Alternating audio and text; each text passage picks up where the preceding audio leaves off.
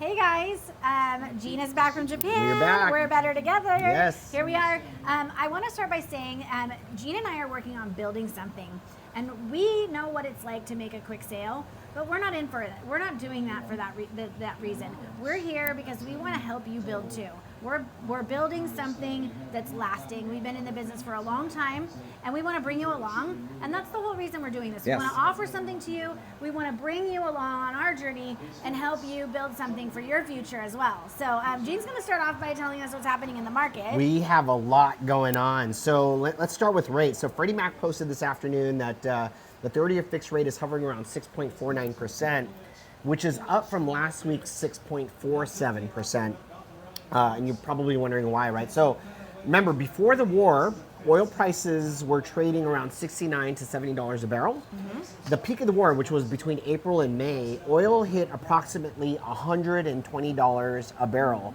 The day that the deal was signed, which was last week, oil dropped to $77 a barrel. Wow.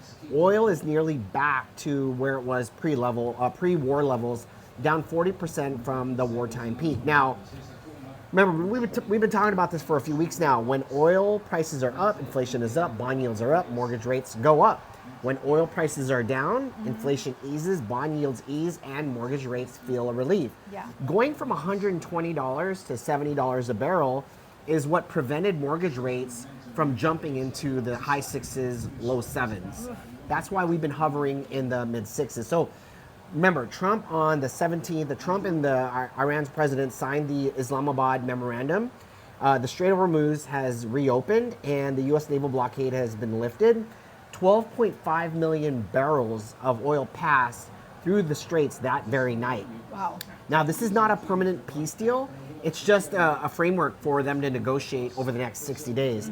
Now, why hasn't rates come back down to where they were in February when we were in the high fives, low sixes, right?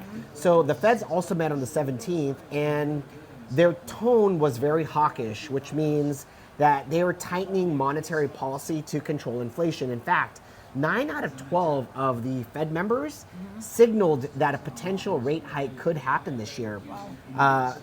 And more specifically said, the Fed has missed on inflation for the past 5 years, and he wants to fix it. The CPI number for May was published June 10th, and that came in at 4.2% year over year, which is the highest we've seen inflation since April of 2023. Energy drove 60% of that. So the core inflation, which is at 2.9%, the Fed's ideal number is 2%. So we're still above the Fed's comfort level. So that's the reason why the Feds can't cut rates and why rates have not dropped below 6% yet. In fact, Trump was really pushing Warsh to cut rates, and he completely ignored Trump. So the sign is that inflation should start easing and we could see rates improve again, but not until we get the inflation numbers down. Now, we still have some solutions for you guys. We have the 1.0 lender paid buy down, which ends next week, so take advantage of it. But also the Vantage Score 4.0. We're one of the only lenders in town that's offering this. I ran a client's credit score yesterday. Their traditional FICO came in at 740. Their Vantage was over 800. Wow. There's a huge difference in interest rate from someone locking in at 740 versus above 780. So take advantage of this 4.0 or this Vantage 4.0. Would love to be a resource for you. Alicia, what's going on with real estate in Placer? All of our numbers were down this week. All the new listings, pendings, and solds. We have new listings at 138, down 23 from last week. Pendings are at 114, down 25 from last week. And closed transactions are at 94, down 31 from last week. I kind of attribute that to the rates being higher, and affordability, as we keep saying every week, is an issue.